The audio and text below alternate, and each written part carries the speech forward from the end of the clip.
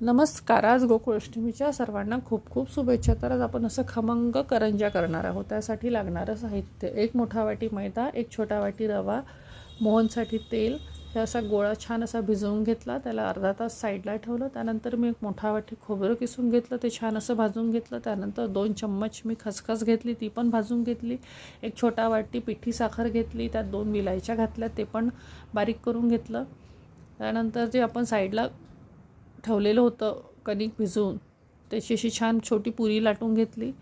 त्यानंतर करंजीच्या साच्यामध्ये तिला व्यवस्थित सेट केली. त्यानंतर दोन्ही साईडमध्ये आपलं सारण भरलं आणि फुटू नये यासाठी थोडं साईडनी काठाने त्याला पाणी लावायचं